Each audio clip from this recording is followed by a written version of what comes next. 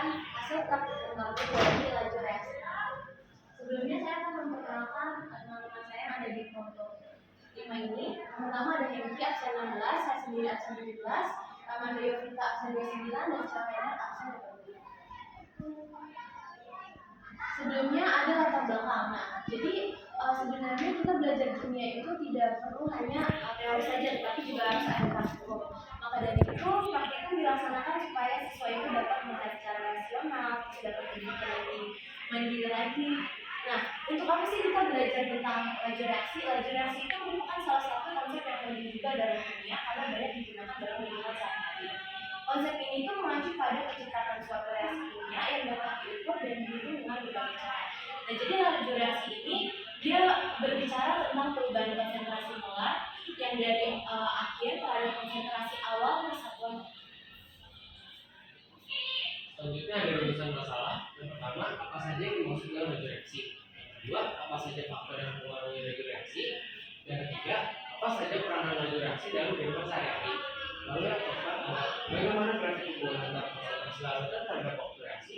Selanjutnya ada bagaimana pengaruh luas permukaan bidang sentuhan terhadap laju reaksi berdasarkan hasil penelitian. Selanjutnya ada bagaimana pengaruh konsentrasi larutan terhadap laju reaksi berdasarkan hasil penelitian. Selanjutnya bagaimana persamaan laju reaksi dari eksperimen yang telah dilakukan. Selanjutnya bagaimana hasil perhitungan dan percobaan yang telah dilakukan. Tujuan dari konsentrasi ini adalah untuk mengetahui apa itu laju reaksi, dua komponen. Yang ketiga mengetahui penerapan laju reaksi, yang keempat mengetahui cara membuat grafik. Yang kelima menunjukkan mengaruhi luas hubungan bidang sentuhan terhadap laju reaksi. Yang keenam mengetahui dan menyelidiki pengaruh konsentrasi larutan terhadap reaksi yang dituju mengetahui kesamaan reaksi dan eksperimen yang dilakukan. Yang ketujuh mengetahui cara perhitungan tentuan konsentrasi larutan sesudah jajaran saat penelitian. Di sini pembahasan laju reaksi. Nah, laju reaksi itu yang kita tahu itu perubahan konsentrasi pada setiap waktu. Nah, perubahan ini itu bisa berkurang dan bisa juga bertambah. Nah, arti lainnya itu bisa dibilang besarnya perubahan jumlah reaksi dan hasil reaksi persatuan waktunya.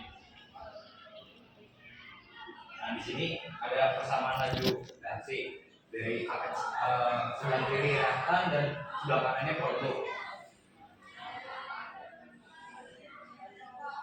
Nah, jadi konsep laju reaksi itu untuk persamaan reaksinya A menjadi B.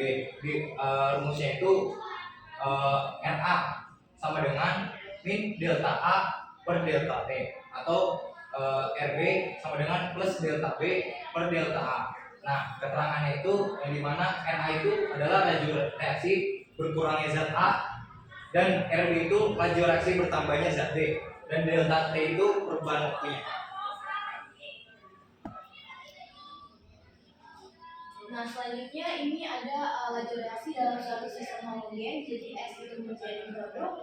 Jadi cuma satu doang, pakainya X doang. Jadi V sama dengan K dikali X. Nah, untuk reaksi yang menggunakan lebih dari satu reaksi dituliskan dalam XA ditambah YB menjadi produk. V-nya itu sama dengan K atau tetapan konsentrasi A dikali X order reaksi, konsentrasi B sama order reaksi dari zat D. Untuk selanjutnya itu ada faktor laju reaksi. Nah, faktor-faktor apa saja yang mempengaruhi laju reaksi? Yang pertama itu ada konsentrasi. Jadi kalau konsentrasinya semakin besar, maka laju reaksinya akan semakin cepat. Nah, untuk yang kedua itu ada suhu. Nah, kalau misalnya suhunya itu semakin tinggi, maka laju reaksinya juga akan semakin cepat. Tapi kalau misalnya suhunya semakin kecil, maka laju reaksi akan semakin lambat. Untuk yang ketiga itu ada luas permukaan. Nah, luas permukaan ini yang bakal kita uji nanti. Jadi luas permukaan itu memperhatikan jika kita memperbanyak permukaan, maka laju reaksinya akan semakin cepat. Nah, untuk katalis sendiri itu adalah zat yang ditambahkan ke dalam suatu larutan untuk menurunkan energi aktivasi. Selanjutnya itu ada penerapan laju reaksi. Nah, yang pertama itu ada pencernaan makanan. Jadi laju reaksi ini dipakai ketika enzim-enzim itu untuk mencerna makanan dengan cara itu mempercepat laju reaksi pemecahan molekul-molekul makanan menjadi nutrisi yang lebih sederhana agar dapat diserap oleh tubuh. Yang kedua itu ada pemungkit pakaian. Pemungkit pakaian itu kan untuk menghilangkan noda. Nah, jadi di sini itu pemungkit pakaian bekerja dengan cara mempercepat laju reaksi oksidasi yang menghilangkan noda tersebut. Selanjutnya ada fermentasi dalam pembuatan roti. Jadi dengan cara gula diubah menjadi gas karbon dioksida agar roti itu dapat mengembang. Nah, kalau untuk bir itu dia gula di udah normal itu diubah menjadi gas karbon dioksida dan juga alkohol.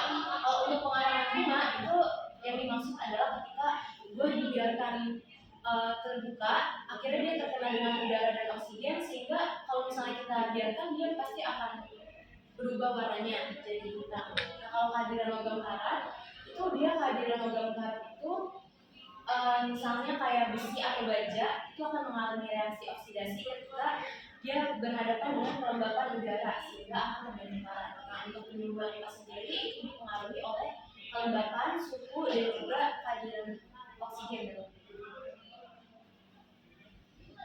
Selanjutnya ada grafik hubungan antara konsentrasi larutan terhadap waktu reaksi. Yang bisa kita lihat di sini.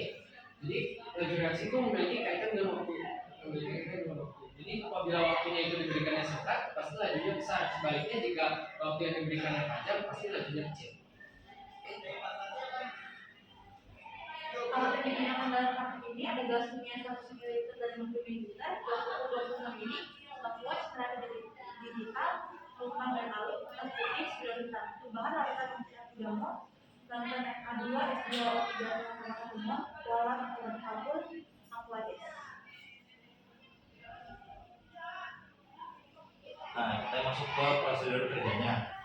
Kita kemarin kan bikinnya 2 eksperimen. Nah, di sini eksperimen pertama dulu. Eksperimen pertama itu kita mengamati dan menyelidiki pengaruh luas permukaan bidang sentuh pada laju reaksi heterogen. Nah, cara kerjanya itu ada 3. Yang pertama itu kita memasukkan 10 ml larutan HCl3 ke dalam gelas kimia, lalu menambahkan keping-keping kolam sebanyak 0,5 gram. Nah, yang kedua, kita mengamati dan mencatat perubahan yang terjadi selama 15 menit bereaksi. Nah, yang ketiga itu mengulangi langkah yang pertama. Nah, tetapi dalam keadaan kolam sudah ditumbuk halus dengan massa yang sama. Di sini yang kedua, ini eksperimen kedua. Eksperimen kedua itu kita menyelidiki pengaruh konsentrasi zat terhadap laju reaksi homogen. Di sini ada 5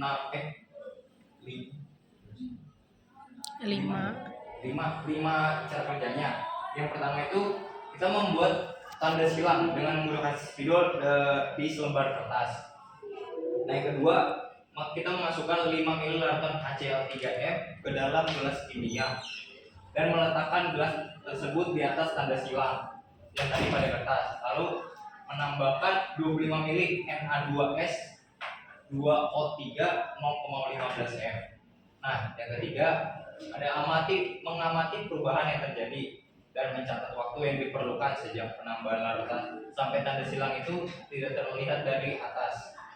Yang keempat, kita mengulang percobaan tersebut pakai konsentrasi larutan yang berbeda.